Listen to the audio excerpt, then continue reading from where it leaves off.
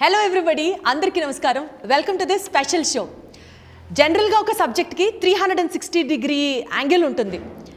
నటనలో కానీ, యాక్టింగ్లో కానీ, సినిమాకి సంబంధించి కానీ ఒక 360 డైవ్ ఇన్ చేయాలి అని అంటే ప్రాబబుల్లీ ఆ హీరోకి ఇది అసలు వెన్నతో పెట్టిన విద్య అనిపిస్తుంటుంది. బీయింగ్ ఇట్ కామెడీ కానీ, ఎమోషనల్ రోల్స్ ప్లే చేయడంలో కానీ, ఇప్పుడు కాస్త రగ్డ్గా, మాసీగా, కొంచెం విలనిస్టిక్గా, రౌడీజంతో కూడా కనిపించాలి అని అనుకుంటే డెఫినెట్లీ మనందరికీ ఇప్పుడు తట్టే పేరు is none other than Naresh garu, alias Allari Naresh గారు. హలో నరేష్ గారు. హలో అండి, ఎలా ఉన్నారు? చక్కగా ఉన్నాను సార్, మీరు ఎలా ఉన్నారు? సూపర్గా ఉన్నానండి. సార్, బేసికల్గా నరేష్ గారు అని అనడం కన్నా అల్లరి నరేష్ అన్న ఒక ట్యాగ్ మీతో పాటు మీ కెరియర్లో, మీ జర్నీలో ట్రావెల్ అవుతూ ఉంటుంది. కానీ ఈ మధ్య మీరు కొంచెం అల్లరి నరేష్ నుంచి సీరియస్ నరేష్గా కనిపిస్తున్నారేంటి సార్? అలాగేం లేదండి, అంటే అసలు యాక్టర్గా అన్ని చేయాలి కదండి. ఐ థింక్ నేను నా కెరియర్ బిగినింగ్లోనే నేను లాంటి సినిమా, ప్రాణం లాంటి సినిమాలు చేశాను కదండి. అప్పుడు ఆ point of time I think it was too early. ఎందుకంటే నరేష్ అన్నవాడు ఏ జానరాకి సెట్ అవుతాడని ఆడియన్స్ కూడా ఇంకా, అంటే మనం ఫిక్స్ అవ్వాలి, అంటే నేను ఫిక్స్ చేయలేదు, ఆడియన్స్ కూడా ఇంకా ఓకే కామెడీ చేస్తున్నాడా, ఇంకోటి అది అబ్బాయి దేనికి సెట్ అవుతాడని వాళ్ళు ఫిక్స్ అవ్వలేదండి. సో బై ద టైం నేను కితకితలు ఆ టైంకి వచ్చేటప్పటికి ఆడియన్స్కి ఓకే ఇతను కామెడీ హీరో అని ఫిక్స్ అయ్యారు. సో నా అప్పుడు ఆ ఇమేజ్లో ఉన్నప్పుడు నేను సడన్గా సీరియస్ సినిమాలు చేస్తాను మధ్య మధ్యన. సో వాళ్ళకి ఏంటంటే డైజెస్ట్ అవ్వాలి అది.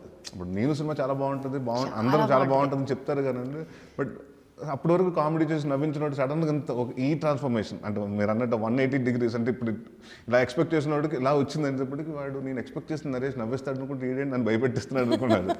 సో దాని తర్వాత అలా చేసుకుంటూ వచ్చాను. దెన్ నాకు అర్థమైందండి ఏంటంటే ఒకేసారి ఇంత డైరెక్ట్ జంపులు, షిఫ్ట్లు కరెక్ట్ కాదు. అందుకనే నేను స్టార్టెడ్ డూయింగ్ ఆ సినిమా మీరు చూస్తేనంటే గమ్యంలో గాలిసీని character it has humour, but అలా సేమ్ టైం హ్యూమర్ నుంచి వెళ్ళి లాస్ట్కి వచ్చేటప్పటికి సీరియస్ అవుతుంటుందండి. అలాగే మళ్ళీ శంభో శివశంభో క్యారెక్టర్ చూస్తుంటే వాడు అన్నీ చాలా నవ్వుతూ అన్నీ చేస్తుంటాడండి అన్నీ. బట్ సెకండ్ హాఫ్కి వచ్చేటప్పుడు ఆడికి అంత దెబ్బ తగిలి అన్ని చేసినా కూడా నవ్వుతూ ఉంటాడండి, అన్ని చేస్తుంటాడు. బట్ లాస్ట్కి వచ్చేటప్పుడు ఎమోషన్ అవుతుంటాడండి, కన్నా చంపేద్దారా వీళ్ళు మారరా అసలు పీక్ డైలాగ్. అదేనండి. అలాగా ఏమైపోయిందంటే అప్పుడు ఆడియన్స్కి ఏంటంటే ఓకే ఆ అంటే వాళ్ళకి సడన్గా ఇటు నుంచి 180 అంటే ఈ టోటల్గా ఆపోజిట్గా అనిపించలేదండి. కామెడీ నుంచి వెళ్ళింది కాబట్టి కొంచెం ఆర్గానిక్గా అనిపించిందండి. దాని తర్వాత ఓకే స్లోగా ది స్టార్టెడ్ యాక్సెప్టింగ్ అండి. దాని తర్వాత మళ్ళీ అలా చేసుకుంటూ కామెడీ సినిమాలు చేసుకుంటూ వచ్చానండి. ఐ థాట్ పీపుల్ ఆర్ ఎక్కడో ఒక మన డైలీ ఒకే కూర తిన్నా కూడా మనం ఎలా బోర్ కొట్టేస్తుందండి మనకి. అలాగే ఐ థింక్ ప్రాబ్లీ బికాస్ 2006 నుంచి 2012-14 మధ్యన అంటే దాదాపు నేను 30-40 సినిమాలు సంవత్సరానికి 6 సినిమాలు 8 సినిమాలు అలాగే రిలీజ్ అయిపోతూ ఉంటాయండి. సో బ్యాక్ టు బ్యాక్ సినిమాలు కూడా పడిపోవటం, నా పోస్టులు పక్కన ఉండటం. ఒక రోజు అయితే చెప్తానండి, అంటే ఒక మంత్లో నాకు 4 సినిమాలు రిలీజ్ అయినాయండి. నాకు ఒకటి ఫోన్ చేసి, నా ఫ్యాన్ ఫోన్ చేసి, సార్ వరంగల్ నుంచి సార్ 3 కాంప్లెక్స్లో ఇప్పుడు ఉంటాయి కదండి, రంభా ఊరసు మేనక అలాంటివి ఉంటాయి కదండి, 3 కాంప్లెక్స్లో ఉన్నాయి సార్, 3 మన సినిమాలు ఆడుతుంది సార్, నేను ఏ సినిమాకి వెళ్ళాలి సార్ ఫస్ట్ అన్నట్టు. అంటే ఐ థింక్ చాలా హ్యాపీ మూమెంట్ గా కూడా అనిపిస్తుంది, బట్ అంటే ఓవర్ ఎక్స్పోజ్డ్ అండి. అంటే ఐ థాట్ ఓకే ఎక్కువ అయిపోయింది. ప్లస్ సార్ అప్పుడు ఆ పాయింట్ ఆఫ్ టైంలో everything was going on well అండి. ఎప్పుడైతే దాని 2014 తర్వాత థింగ్స్ అంటే సుడిగాడి తర్వాత పీపుల్ స్టార్టెడ్, అంటే అంత కామెడీ చేసిన తర్వాత అండి వాళ్ళకి నేను ఏం మాత్రం కామెడీ చేసిన అంటే ఆంటలేదు వాళ్ళకి. అంటే సుడిగాడితో కంపేర్ చేసుకుంటే సుడిగాడు అంత లేదురా అని. సో దెన్ అక్కడి నుంచి చేసిన కామెడీ సినిమాలు కూడా అన్నీ అంతంత సక్సెస్ అవ్వకపోవడం, నేను దెన్ ఐ వాస్ లైక్ ఒక చిన్న ఏం చేద్దాం అనుకున్న టైంలో కరెక్ట్గా మహర్షి రావడం జరిగిందండి. మహర్షిలో సీరియస్ రోల్ అవ్వటం, అది యాక్సెప్ట్ చేయటం జనాలు, ఆ సినిమా హిట్ అవ్వడం, మంచి పేరు రావటం, నాకు యాజ్ అన్ యాక్టర్గా కూడా నరేష్ అన్నవాడు నవ్వించడంతో పాటు ఏడిపిస్తాడు అన్నది ఫస్ట్ టైం వచ్చిందండి. సో దాని తర్వాత నేను అనుకున్నాను ఓకే ఐ థింక్ కొంచెం మనం కూడా షిఫ్ట్ చేస్తేనే ఆడియన్స్, అంటే వాళ్ళకి మన ఆడియన్స్ దృష్టిలో ఉండాలంటే మనం ఏదో చేస్తేనే కానీ వాళ్ళ దృష్టిలో ఉండమనం. అంటే ఇప్పుడు ఏం చేయాలనుకున్న తర్వాత ఒక 6-7 మంత్స్ బ్రేక్ తీసుకున్నానండి. ఆ పాయింట్ ఆఫ్ టైంలో నాంది అన్న కథ వినటం జరిగిందండి. సో నాంది విన్నాను, అది నచ్చింది. అంటే అదొక టెన్షన్ మళ్ళీ అప్పటి వరకు మళ్ళీ అంటే అది ఫుల్గా, ఎందుకంటే ఆ సినిమాని చూస్తుంటే అడుగు మీకు ఏడుపు వచ్చేస్తుంటుంది, ఆ క్యారెక్టర్ అని చూసి జాలి వచ్చేస్తుంటుంది హీరో క్యారెక్టర్. సో అలా అంటే ప్లస్ ఆ టైంకి ఏంటంటే నాట్ అబౌట్ ది ఫిల్మ్ కూడా అండి, కోవిడ్ పరిస్థితులు, ఆ కోవిడ్ లాక్డౌన్ ఫస్ట్ అదైన తర్వాత రిలీజ్ అయిన సినిమా అండి. క్రాక్ సంక్రాంతికి రిలీజ్ అయింది, నెక్స్ట్ Feb 19 మాది రిలీజ్ అయింది. సో భయం ఏంటంటే 50% ఆక్యుపెన్సీ ఉంది. 50% ఆక్యుపెన్సీలో ఈ సినిమాలో ఆ టైంలో అందరికి ఏంటంటే ఆల్రెడీ చిన్న భయంతో ఉన్నారు, బయటకు వస్తే కోవిడ్ వెళ్తాం ఎంత సేఫ్ అన్నది, చిన్న మాస్కులు పెట్టుకున్నా అన్ని చేసుకున్నా కూడా, అంటే మన కూరగాయల షాపులకు వెళ్ళటం అవి వేరు, సినిమా అంటే మనం వెళ్ళి ఎక్కడ తెచ్చుకుంటాం ఒక చిన్న భయం ఉంటుంది కదండి. ఎందుకంటే మనకు ఎస్పెషలీ ఆ టైంలో ఎక్కువ డెత్స్ కూడా జరిగింది కదండి. సో ఇట్ వాజ్ లైక్ అందరు హెల్త్ ఇష్యూస్ ఎఫెక్ట్ అవడంతో చిన్న భయం ఉంటుందండి. బట్ ఆ 50% ఆక్యుపెన్సీలో కూడా 50% ఓపెనింగ్, 100% ఓన్ చేసుకున్న తర్వాత నాకు అనిపించిందండి ఓకే అని. సో ఇంకా దాని తర్వాత ధైర్యం వచ్చింది, ఓకే ఇది కూడా చేయొచ్చు మనం, కామెడీయే కాదు కొంచెం సీరియస్గా చేసినా కూడా చూస్తారని. దెన్ వి స్టార్టెడ్, అంటే అది కూడా మరి రెగ్యులర్ సినిమాలు చేస్తే కాదండి, కొంచెం డిఫరెంట్ సినిమాలు చేద్దామని మారేడుమల్లి ప్రజానీకం, దాని తర్వాత ఉగ్రం కానివ్వండి, ఇప్పుడు బచ్చలమల్లి కానివ్వండి, మన నాస్వామి రంగా కానివ్వండి అన్ని. ఈ బచ్చలమల్లి ట్రైలర్ చూసిన తర్వాత నరేష్ గారు మీరు చెప్పరు, స్టెప్ బై స్టెప్ కెరియర్ గ్రాఫ్లో the better version of Naresh కనిపిస్తున్నాడు మాకు అని మాకే అనిపించింది చూస్తూ ఉంటే. Better version of your self comparative to the past projects.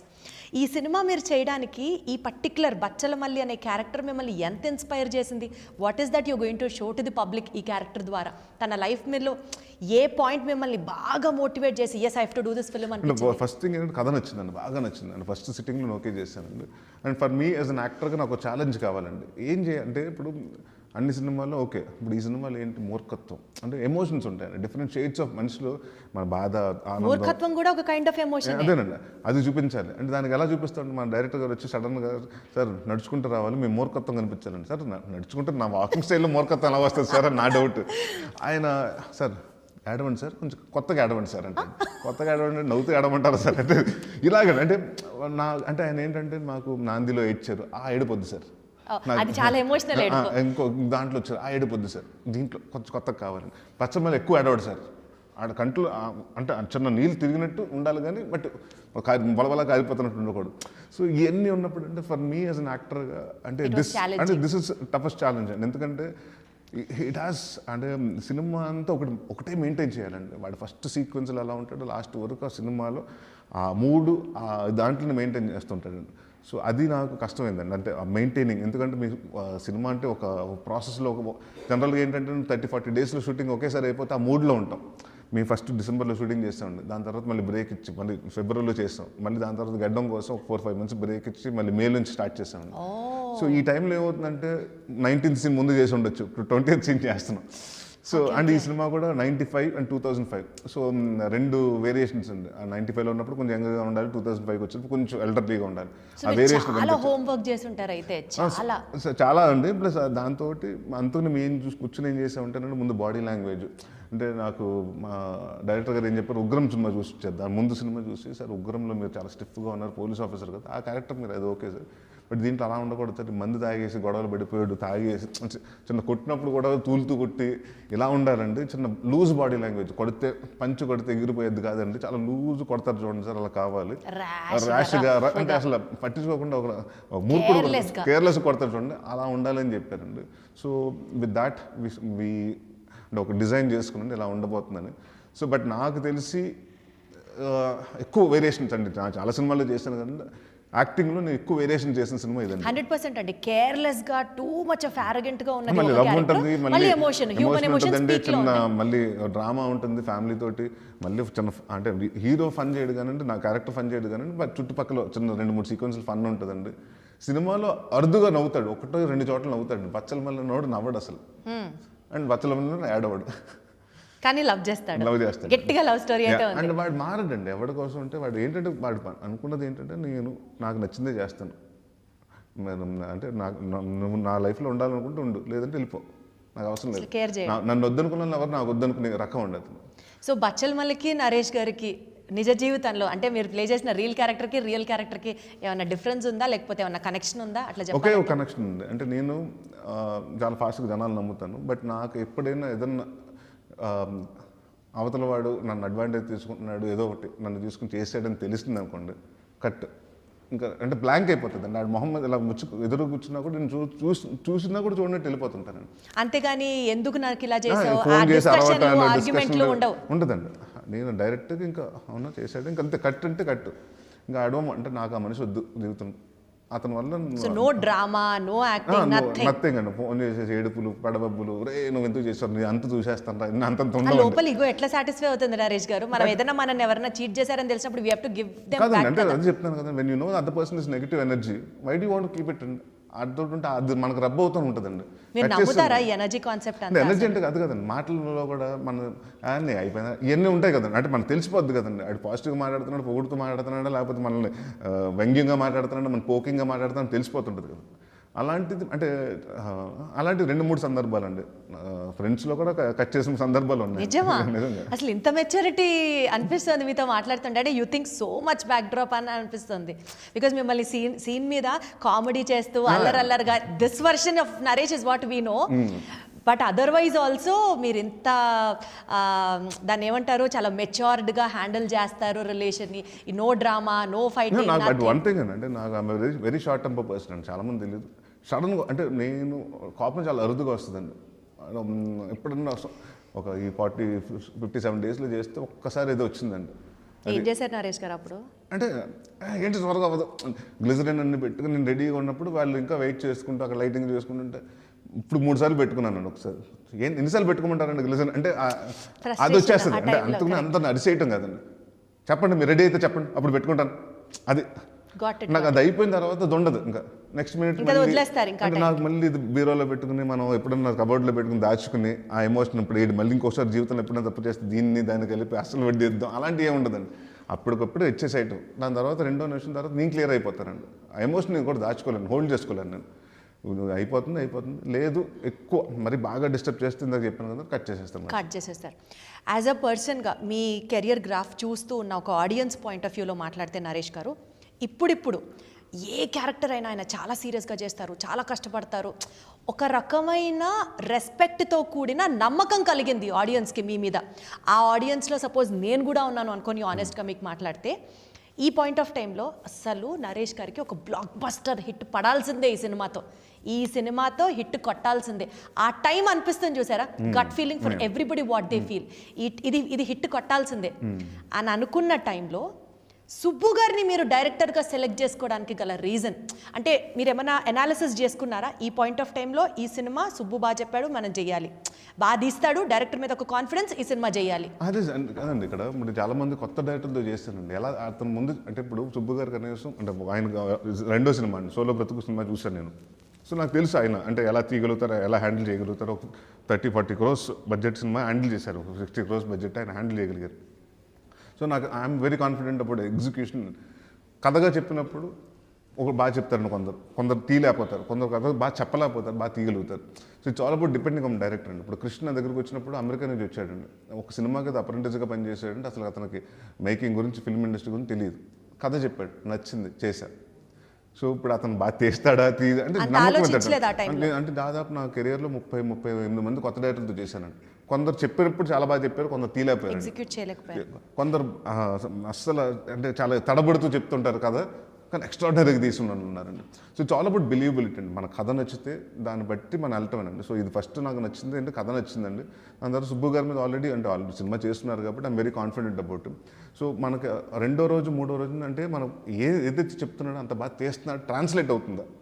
మనం చెప్పినప్పుడు చాలా డీటెయిల్గా చెప్తూ ఉంటాం కదండి, అదే డీటెయిల్ మనకు స్టోరీకి వచ్చేటప్పటికి 2.5 గంటల్లో 2 గంటల సినిమాలు మన పాటలు ఉంటాయి, ఫైట్లు ఉంటాయి, ఇన్నిటప్పటికి అంటే మనకు ఆల్మోస్ట్ ఒక 1 hour 45 minutesలో చెప్పేయాలి మన కథ మొత్తం ఉంది.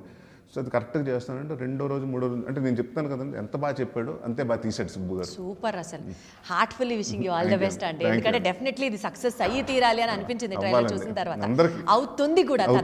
అంటే మోర్ దెన్ మీ అంటే సుబ్బు గారు కదా, ఎందుకంటే ఎక్కడో ప్రతి ఒక్కరు కష్టపడి ఊరి నుంచి వచ్చి అసిస్టెంట్ డైరెక్టర్గా జాయిన్ అయ్యి ఇంకో చోటకి వచ్చి ఒక అవకాశం చూసుకుంటే సుబ్బు గారితో కూడా సోలో బ్రతుకు బాగుంటుందండి సినిమా. బట్ అదేంటంటే first cinema to be released in Covid అండి.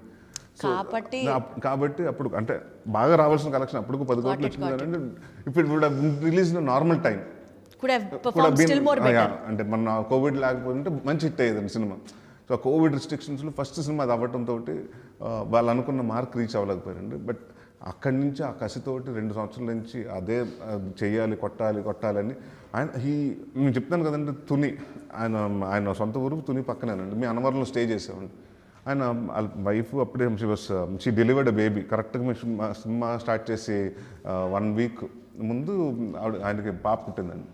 నేను అన్నాను ఏంటంటే పాప అంతగానే పెట్టుకున్నారు, మీ ఊర్లో పెట్టుకున్నారు, దగ్గరగా ఉంటుందండి. నేను అడుగుతుంటే కాదండి, నాట్ ఈవెన్ 1 డే అండి. షెడ్యూల్ స్టార్ట్ అయినప్పుడు ఏదైనా గ్యాప్ ఉంటే అప్పుడు త్వరగా ప్యాకప్ అయితే అప్పుడు వెళ్ళి ఒక అరగంట కనిపించేసి వచ్చేసేవాడు కానండి. Use to come SIT with assistant director, రేపు సీన్ ఏంటి, ఎలా తీయబోతున్నాం, కెమెరామెన్ కూర్చోపెట్టి బ్లాక్లు ఏంటి, లెన్స్. సో అంటే నేను అన్నాను కాదు సార్, ఇంటికి పాప దగ్గరికి వెళ్ళొచ్చు కదా, ఇంట్లో ఉండొచ్చు కదంటే, సార్ నెక్స్ట్ 30 సంవత్సరాల దాకా నేనే చూసుకోవాలి సార్, ఇంట్లోనే ఉంటుంది కదా సార్, ఎప్పుడైనా చూసుకుంటే ఇది బాగుంటేనే సార్ తను రేపు బాగుంటుంది, నాకు ఈ కెరీర్ ఎక్కడ బాగుంటేనే నాకు లైఫ్లో తను నేను బాగా చూసుకోగలుగుతాను.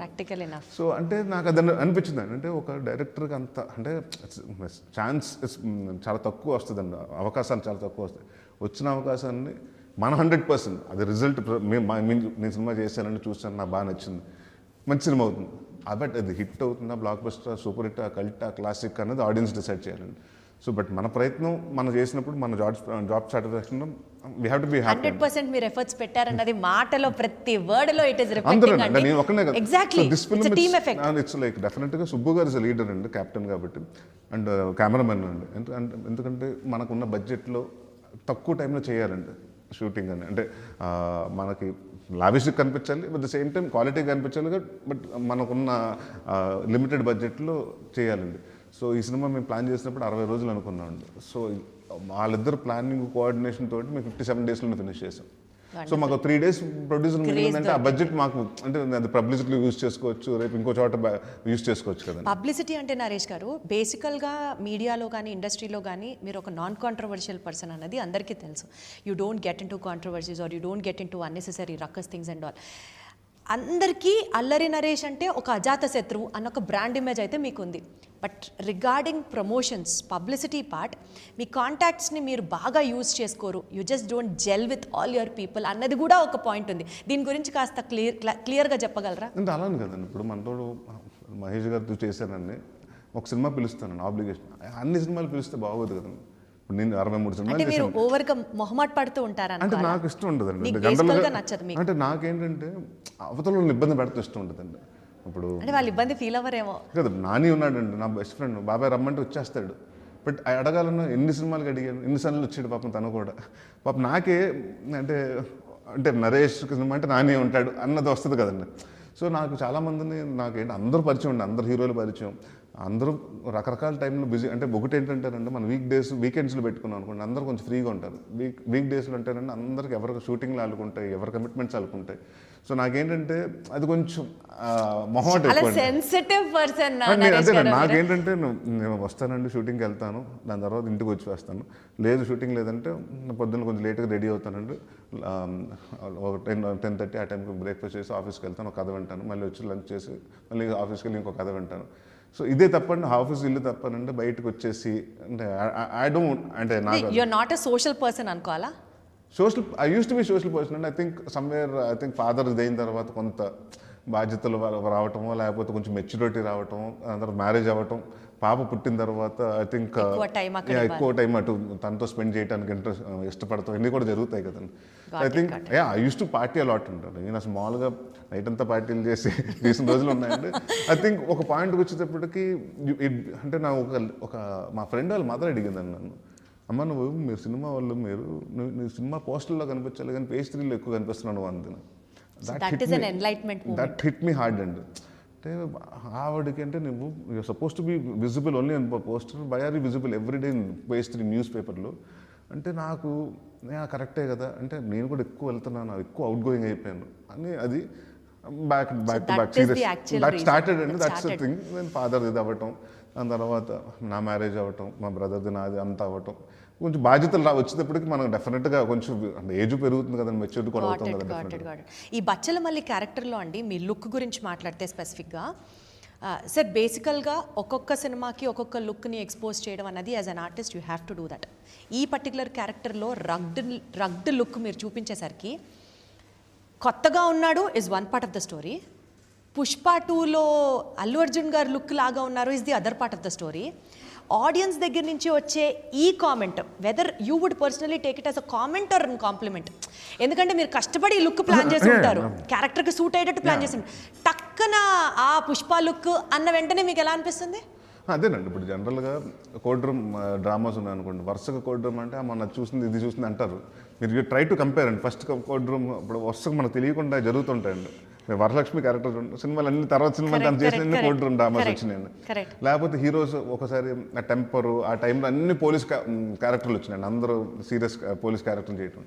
సో ఇప్పుడు ఇది దీనికి పుష్పకు కానివ్వండి, దసరాకు కానివ్వండి, ఇప్పుడు పుష్ప చేసినప్పుడు కూడా అన్నారు, దసరా చేసినప్పుడు కూడా పుష్ప అన్నారు, ఇప్పుడు బచ్చలమల్లి చేసినప్పుడు కూడా పుష్ప అన్నారు. ఎందుకంటే Pushpa become that massive figure కాబట్టి it's become a benchmark ఆ క్యారెక్టర్. ఎందుకంటే అప్పటి వరకు బన్నీ అన్నవాడు చాలా ఎనర్జెటిక్గా చేసినాడు, ఫస్ట్ టైం డీగ్లామరైజ్ చేసుకుని తను చేశాడు, టోన్ డౌన్ చేసుకుని అని చాలా చేశాడండి.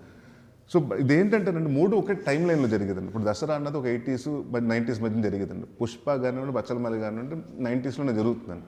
95లో 2005లో జరిగే కథ అండి ఇది.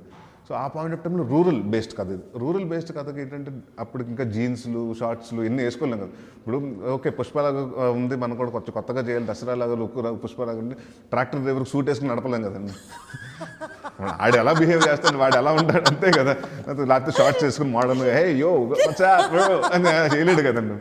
సో బట్ దాట్స్ అంటే design character it's rural characters కాబట్టి అంటే అన్ని దగ్గర రూరల్ క్యారెక్టర్ అవ్వటం. ఇప్పుడు నా పుష్పకి అది వచ్చి చందనం గురించి అండి, ఇది దసరా ఏమో కోళ్ళు వాటి గురించి, మనదేమో గన్నీ బ్యాగ్స్ వీటిలో సెటప్లు డిఫరెంట్ అండి. స్టోరీ టైం అంటే సేమ్ టైం లైన్లో అవ్వటం వల్ల దగ్గరగా మీకు ఆ లుక్స్ అన్ని 90sలో అందరూ కొంచెం గడ్డాలు మీసాలు పెంచేప్పుడు సంజయ్ దత్ గారు ఫంక్ హెయిర్ అని ఉండేదండి కల్నాయక్ ఆ టైంలో. సో బట్ అది సిటీస్లో ఉంది. బట్ విలేజ్కి వచ్చేప్పుడు బాగా బుషిగా పెంచి ఇంత గడ్డం పెంచుకుని ఇంత మీసాలు మొరటగా పెట్టుకుని ఉండేవారండి. సో అది ఏంటంటే తెలియ కూడా చాలామంది మొరటగా ఉండాలన్నా కూడా లుక్ అవుట్ లుక్ కోసం కూడా కొంచెం గడ్డం పెట్టి రఫ్గా ఉండడానికి మనం చూసి భయపడాలని కూడా కొందరు అది పెడుతుంటారు కదా. అంటే ఆడు భయపడాలని పెట్టలేదు కానీ ఆడు పట్టించుకోడు తీయాలి, నీట్గా ఉండాలి అంటే. ప్లస్ ఈ ట్రాక్టర్ డ్రైవర్ అండి. సో మట్టి రోడ్లో వేసినప్పుడు రెడ్డిష్గా అయిపోయి హెయిర్ అంతా దాన్ని ఇంటికి వెళ్ళి ఒక అంటే తల మీద స్నానం చేసేసుకుని పెద్ద నీట్గా ఉండాలి అలాంటిది కాదండి. వాడికి ఎంతసేపు పొద్దున్న వెళ్ళాడు, పని చేశాడు, సాయంత్రం వచ్చాడు, 2 పెగ్గులు వేసాడు, అంటే మంది వేసాడు ఇంతే.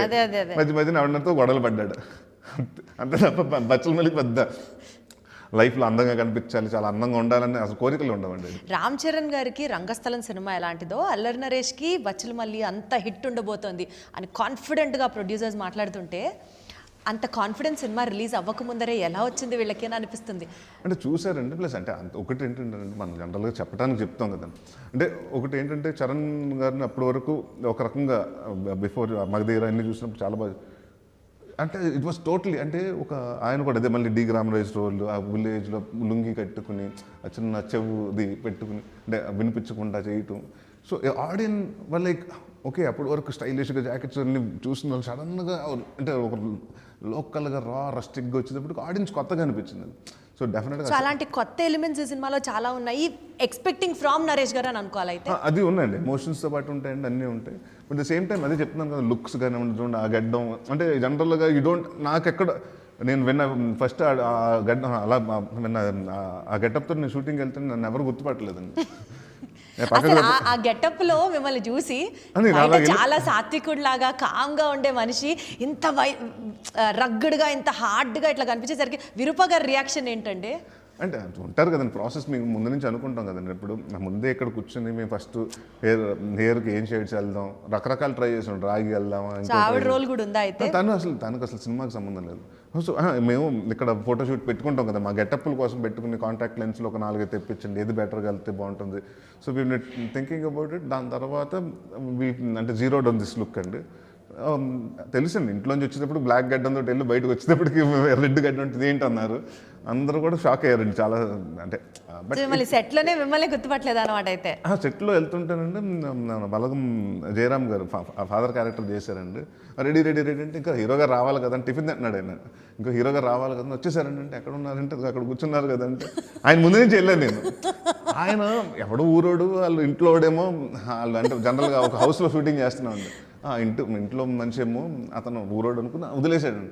దాని తర్వాత సారీ నేను గుర్తుపట్టలేదు, ఇంత మీరు నా ముందు నుంచి వెళ్ళాను. పర్లేదు సార్, అదే నాకు అడ్వాంటేజ్. ఇప్పుడు మీరు అది పెద్ద కాంప్లిమెంట్ అండి నాకు. అంటే పూర్తిగా క్యారెక్టర్లోకి వెళ్ళిపోయారు మీరు. సో గుర్తుపట్టకపోవటం అనేది అంటే కొంచెం అది నాకు అర్థం మంచి కాంప్లిమెంట్ అండి. సో అంతే తప్పండి. మా మా అమ్మాయికి నచ్చలేదండి. అంటే గడ్డం ఎక్కువ పెంచింది, గుచ్చుకుంటుంది, తీసే నాకు నచ్చలేదు, కలర్ నచ్చలేదు, తీసేయనిందండి.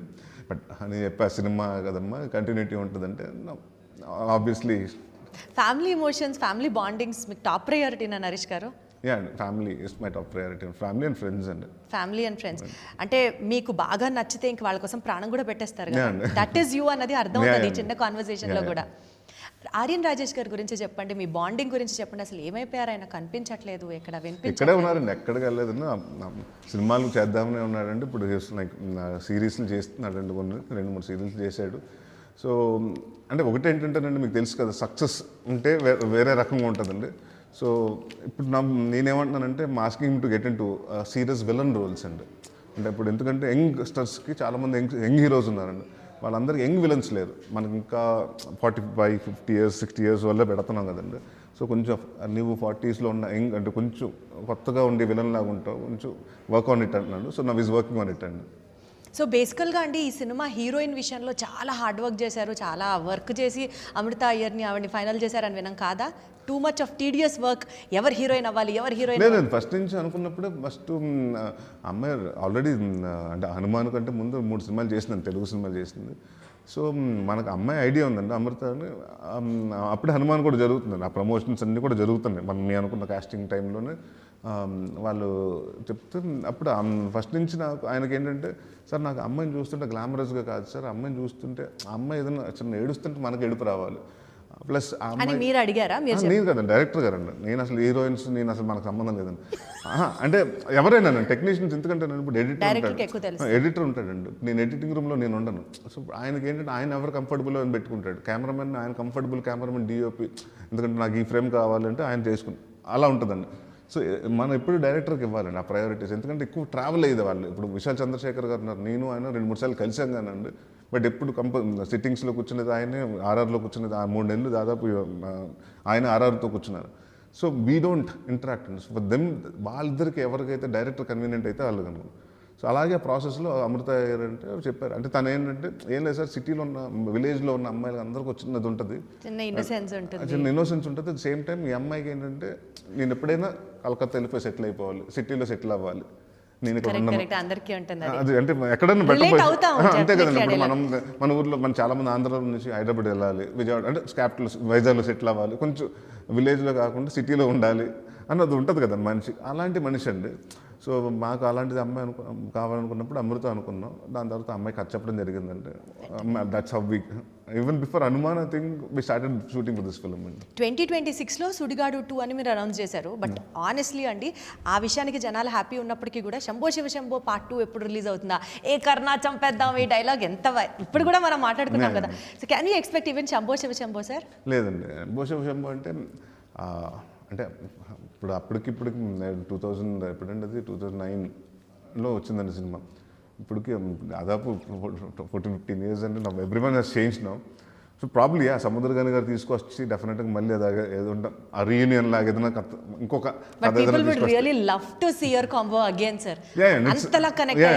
మీరు ఇది సముద్రగాని గారిని ఎప్పుడన్నా డైరెక్టర్ గారిని కలిసినప్పుడు అడగండి ఆ కథ. అంటే ఎందుకంటే it's his story. So how can he lead it to the second part అంటే ఆయనకు ఉండాలి కదండి ఒక ఆర్క్. మన బాగుంటుంది, మన ఆన్ పేపర్స్లో అనుకుని ఇది బాగుంటుంది, సుడిగట్టు 2 బాగుంటుంది, కితకట్లు 2 బాగుంటుంది అని మనం అనేసుకుంటామండి. బట్ ఫీజిబుల్గా ఎంతవరకు అవుతుంది, ఎంతవరకు రిలేట్ అవుతుంది ఇప్పుడు జనరేషన్ కూడా మనం అది చూసుకోవాలి కదండి. మీరు సుడిగాడు 2లో డెఫినెట్లీ పాన్ ఇండియా మూవీకి సంబంధించి సటైర్లు, కామెంట్లు ఇవన్నీ పడతాయంటే జనాలు ఎంత ఓన్ చేసేసుకున్నారని. అంటే నెక్స్ట్ సినిమాలో రామ్ చరణ్ మీద, అల్లు అర్జున్ మీద, బన్నీ మీద, వీళ్ళందరి మీద సటైర్లు ఉంటాయి కాబోలు. Sudigadu is not a satire అండి. సటైర్ ఇప్పుడు రోస్టింగ్ వేరు, spoof correct, I understand. But ఇప్పుడు ఒకటండి, అప్పుడు సుడిగాడు ఎగ్జాంపుల్ అండి. దాంట్లో ఏదో ఒక డైలాగ్ ఉండి ఒక గేదెల దగ్గరికి వెళ్ళి అటాక్ చేయండి అపరిచితుల్లో చెప్తుంటాను. అంతేలే శంకర్ చెప్తే వింటారు, భీమని చెప్తే వెండు అని. సో అక్కడ దేనికి స్పూఫ్ ఏమని చెప్పండి, శంకర్ గారు నేను ఎక్కడ సినిమా ఇట్స్ లైక్ మన మీద దాన్ని అంటే ఆ బడ్జెట్కి అన్ని వింటారా, మా బడ్జెట్కి వింటారా అన్నది. సో ఇక్కడ చేసినా కూడా స్పూఫ్లు అనేది ఒకటి ఏంటంటేనండి, వాళ్ళని ఎప్పుడు స్పూఫ్లు చేస్తే హీరో ఇబ్బంది పెట్టడం కాదండి, నేను వాళ్ళని ఎప్పుడు డిగ్రేడ్ చేయట్లేదు, నన్ను నేను డిగ్రేడ్ చేసుకుంటున్నాను. కంపారిజన్లో వాళ్ళు హై చేసి నన్ను నేను డిగ్రేడ్ చేసుకుంటాను. ది నోబెలెస్ట్ క్యారెక్టర్ తెలుసా నరేష్ గారు, the noblest character any person could have. అది మీరు చేశారు అని అంటే being an and artist, one thing ఏంటంటే అదే ప్లస్ అది ఆ సినిమా మేము ఆల్రెడీ చేసినప్పుడు కూడా మహేష్ గారు చూశారు, చాలామంది చూసి నాకు చాలామంది అండి మేము 6 ప్యాక్స్ అంత కష్టపడుతుంటే నువ్వేమో సిగరెట్ ప్యాకెట్తో 6 ప్యాక్లు చేసేస్తావు ఇలాంటి అండి దొంగలబండి సినిమా అప్పుడు. సో చాలామంది చూసిన హీరోలు అందరూ చూసారండి, అందరూ ఎంజాయ్ చేస్తారు కదండి. ఎందుకంటే వాళ్ళు మనం ఎక్కడ కనిపెట్టారు అంటే వాళ్ళు చేస్తే అలా ఉంటుంది, నరేష్ గారు చేస్తే ఇలా ఉంటుంది. సో అది చెప్తే సో నాకెందుకంటానంటే సుడిగాడు ఇట్స్ లైక్ మీరు నమ్మరు, నాకు నార్త్ ఇండియాకి వెళ్ళి మన జైపూర్ ఎప్పుడు వెళ్తానండి నన్ను ఒకతను ట్యాక్సీ ఎత్తున్నా సార్ ఆ హీరో అన్నాడు, అన్నప్పుడు గుర్తుపడతాడు అనుకుని వెళ్తున్నావు అండి అని ఓకే సార్ అంటే అలాగ మీరు గుర్తుపెట్టారంటే आपका सर मैं आपकी मूवीज हम टीवी में देखते सर అవునా కొంచెం మూవీ దేకే పేరు గుర్తు రావట్లేదు అడిగి అంటే ఓ సార్ एक సాంగ్ रहता ना इंकी पिंकी पॉन्की रहता ना అన్నాడు సుడిగాడు. ఓ బహుత్ అచ్చా ఫిల్మ్ హై సార్ అన్నాడు. నాకు అర్థం లేదండి. అంటే దాని తర్వాత ఇద్దరు ముగ్గురు కలిసినప్పుడు దే థాట్ అంటే నేను చాలాసార్లు కూడా అంటే సుడిగాడు అన్నది నా సినిమాలు వెళ్తే Telugu cinema south Indian films ఇలాగే తీస్తారు, they think it's not a spoof film అండి, మన డైరెక్ట్ ఫిల్మ్ ఎలా ఉంటుంది అనుకున్నారండి అది. సో నేను అనుకున్నాను మనం ఇక్కడ అందుకే మా తెలుగు స్టేట్లో అర్థమైంది అందరికీ ఇది స్పూఫ్ అంటే ఏంటో. సో మీకు ఎందుకంటే so then I thought okay నా వాళ్ళకు కూడా ఏంటంటే వాళ్ళు హిందీ సినిమాలు కొంచెం ఇన్కాపరేట్ చేస్తే వాళ్ళకు కూడా అర్థమవుతుంది ఓహో ఇది స్పూఫ్ అని. సో దానికోసం అంటే ప్లస్ విజినిటీ కూడా ఉంటుంది కదా, ఇప్పుడు మన everything is become pan India కాబట్టి అండి. సో దాంట్లో చేద్దామనండి, అంతేగాని ఎవరిని కించపరచాలి ఎవరు ఇప్పుడు ఇంకా సెన్సిటివ్ అయిపోయిందండి, మాకు ఇంకా చాలా జాగ్రత్తగా మేము హ్యాండిల్ చేసుకోవాల్సిన సమయం ఉండేది. ఎందుకంటే ఇప్పుడు ద ఫ్యాన్ అప్పుడు మేము సుడిగాడు చేసినప్పుడు ఫ్యాన్ వార్స్ ట్విట్టర్స్ ఎన్ని అంతంత లేవండి, మన social media has become much more thing. So we have to be అంటే స్టార్స్ కంటే ముందు ఫ్యాన్స్ సెట్ అవుతారండి. సో వాళ్ళ మనోభావాలు డబ్బు తినకుండా ఆ సినిమాగా మనం ఎక్కడ ఎవరిని డిగ్రేడ్ చేయకుండా. Absolutely sir, it's very clean comedy మీరు చేసింది, వీ కెన్ అండర్స్టాండ్ దట్. బచ్చలు మళ్ళీ సినిమా గురించి మాట్లాడితే అండి ఎస్పెషల్లీ సాంగ్ అది నేను లేను అన్న సాంగ్ నాకు పర్సనల్గా చాలా నచ్చింది. విశాల్ చంద్రశేఖర్ గారి మ్యూజిక్ ఆల్సో అంటే ప్రతి పాయింట్ ఈ సినిమాలో మీరు ఎక్స్ట్రా కేర్ తీసుకొని you made it to the top notch అనిపించడానికి even music added to the point అనిపించింది. విశాల్ చంద్రశేఖర్ గెటింగ్ అంటే ఆయన ఒప్పుకుంటే సినిమా మాకు చాలా ప్లస్ అండి. ఎందుకంటే ఆయన సినిమా నేను చాలా ముందు నుంచి చూస్తున్నానండి. నాకు కృష్ణవాడు గారు వీర ప్రేమ గదిలో ఒక సాంగ్ ఉంటుందండి, నేనంటే చాలా ఇష్టమైన సాంగ్, అంటే నేను చాలాసార్లు వింటూ ఉండేవాడిని. దాని తర్వాత ఈ మధ్యకాలంలో నాకు 6 నచ్చినాయి. సీతారామం అండి, ఆ సీతారామం ఆ సాంగ్ వింటుంటే అసలు అంటే every song has an emotion. అంటే ప్రాబ్లం ఏమవుతుందంటే అంటే listening to different kind of music కదండి, అన్ని సాంగ్లు లౌడ్ మ్యూజిక్ అవుతుంది, లేకపోతే లిరిక్స్ అర్థం అవ్వట్లేదండి. సో ఈ సినిమా చాలా అంటే సీతారామం చేసినప్పుడు చాలా సూదింగ్గా ఉంది, ఇయర్స్కి చాలా మ్యూజిక్ తెలుస్తుంది, లిరిక్స్ వినిపిస్తున్నాయి. సో బాగుందంటే నాకు ఎప్పుడైతే సుబ్బు గారు ఫస్ట్ మనకి విశాల్ గారు ఒప్పుకున్నారని చెప్పేటప్పటికి చాలా హ్యాపీ అండి నేను. ఎందుకంటే ఇలాంటి సినిమాకి ఒక చిన్న ట్రెడిషన్ అంటే మనకి ఒక తుని అన్ని రూటెడ్గా జరుగుతుంది కాబట్టి మన సైడ్ మనకు ఉండే ఇన్స్ట్రుమెంట్స్ ఉంటాయి కదండి, దాంతో చేస్తే బాగుంటుందని చేశారండి. అండ్ నేను బచ్చన్ మళ్ళీ ముందే చెప్పానండి, సార్ కొంచెం సాంగ్స్ వీక్ అవుతున్నాయండి మన సినిమాల్లో, అది బాగా అంటే ఒకటండి అంతనే నేను చెప్పానంటే కొంచెం అంటే మనకి ఆడియో సక్సెస్ అవ్వాలి. ఎందుకంటే మేము చూస్తున్న సినిమాలు చూడండి, ఒక సినిమా ఆడియో బాగుందంటే ఆ సినిమా ఓపెనింగ్స్ బాగా వస్తున్నాయండి. కరెక్ట్. So everything changes. నేను యూట్యూబ్లో చూస్తున్నాను ఆ పాట వింటున్నప్పుడల్లా సార్ 3 వీక్స్లో 34 lakhs 44 lakhs పెరిగిపోతుంది. Especially this song is like my favourite అనిపించింది. సో December 20th రిలీజ్ అవుతున్న ఈ cinema, once again wishing you all the very best. Thank you. May all your hard work come into actual success. More power to you and your team. Audience ki మీ మాటగా ఏం చెప్తారు నరేష్ గారు? will wind this up. Bachhala Malli అన్నవాడు మనం తరచూ చూస్తుంటారు, అంటే మన వీధిలో కానివ్వండి, మన కాలనీలో కానివ్వండి, మన ఫ్లాట్లో కానివ్వండి, ఒక కమ్యూనిటీ ఉంటే ఒకటి తాగేసి గొడవ చేసి అంటే అక్కడ లేనిపోని ఇబ్బందులు క్రియేట్ చేస్తూ ఉంటాడు, అలాంటి క్యారెక్టర్ అండి. సో ఈ క్యారెక్టర్ మీకు డెఫినెట్గా ఈ సినిమా చూసినప్పుడు వాడి గురించి అంటే ఈ సినిమా మొత్తం బయటకు వచ్చిన తర్వాత మనం ఆలోచిస్తూ ఉంటాం, మనం కూడా మన జీవితంలో ఏదన్నా సరిదిద్దుకోలేని తప్పు చేస్తే దాని గురించి ఆలోచించుకుంటామండి. అండ్ డెఫినెట్గా సినిమా చూసి వస్తాం, డెఫినెట్గా బాగుంది బాగాలేదు అని పక్కన పెడతాను. బచ్చలమల్లి అన్న సినిమా మీరు ఇంటికి వచ్చిన తర్వాత, మీరు ఇంట్లోకి కూర్చొని ఒక 3-4 hours తర్వాత కూడా మీ మైండ్లో ఉంటాడు ఆ క్యారెక్టర్, అంత స్ట్రాంగ్గా హోల్డ్ అవుతుంది. ఒక గాలి సీన్ అంత ఎన్ని సంవత్సరాలు మీకు మైండ్లో అలా ఉందో Bachhala Malli will make an impression. At least ఒక 10-15 years మీకు ఆ బచ్చలమల్లి అన్నోడు గుర్తుండిపోతాడు. తదాస్తు. సో మనం ఈ సినిమా రిలీజ్కి ముందు మాట్లాడుకుంటున్నాం నరేష్ గారు, సినిమా సక్సెస్ మీట్లో కూడా మనం కలుస్తున్నాం. Wishing you all the very best. Once again good luck to you. Thank you so much. Next ఏంటండి